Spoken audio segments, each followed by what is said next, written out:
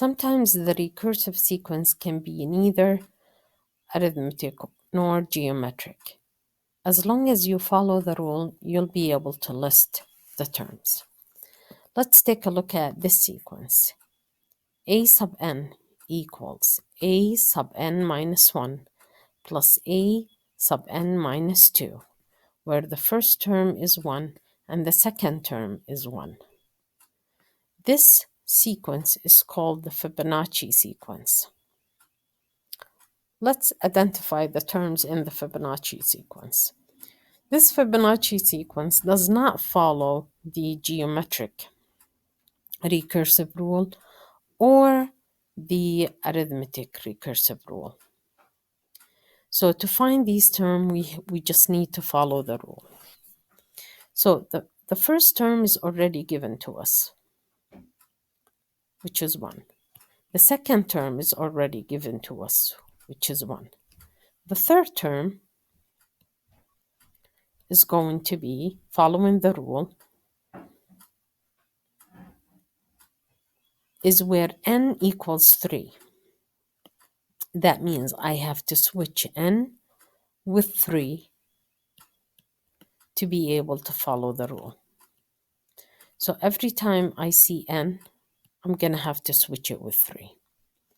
That means the third term is equal to a sub 3 minus 1.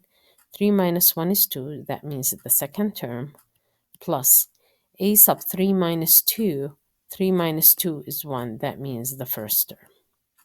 So the third term is basically the second term, which is 1, plus the first term, which is 1. So the third term is 2. Now the fourth term, following the rule, is a sub 4 minus 1. I'm switching every single n I see with 4 because I need the fourth term. So I'm going to end up with this. A sub 4 equals a sub 4 minus 1, that's 3. And 4 minus 2, that's 2.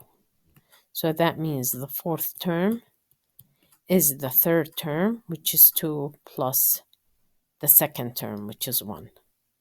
2 plus 1 is 3. So the fourth term is 3. One more term, which is the fifth term.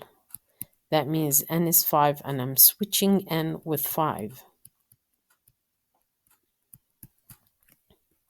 That means the fifth term is the fourth term plus the third term.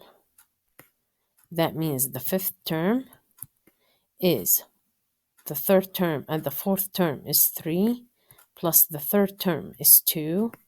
So that means the fifth term is 3 plus 2, which is 5.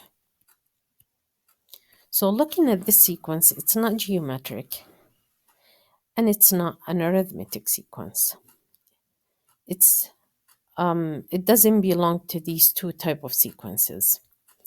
Now, if I want to guess, if I want to use the pattern and based on the rule to guess what the next term is, it's going to be adding the previous terms.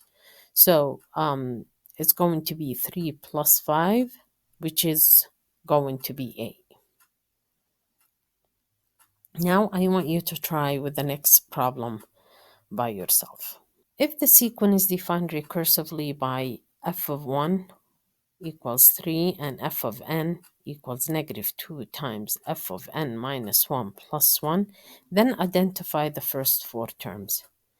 The first term is given to us, which is 3. Now we need to find the second term. That means I'm going to switch n with 2. And every time I see n, I'm going to switch it with 2.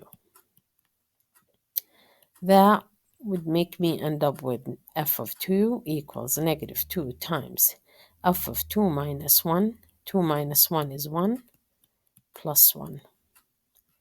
That means f of 2 is equals to negative 2 times the first term is 3 plus 1. Now I can add all these numbers together. Negative 2 times 3 is negative 6, plus 1 is negative 5. So the second term is negative 5. For the third term, I'm going to have to switch n with 3. This means I'm going to end up with f of 3 equals negative 2 times f of 3 minus 1, which is 2, plus 1. That means f of 3 equals negative 2 times f of 2 is negative 5. And the answer in the calculator is going to be 11. So the third term is 11. F of 4, I'm going to switch n with 4. I'm just following the rule and switching n with 4. So I'm going to end up with f of 4 equals negative 2 f of 3 plus 1. F of 4 is equal to negative 2 times f of 3, which is 11, plus 1. And the answer in the calculator is negative 21. And that's the fourth term.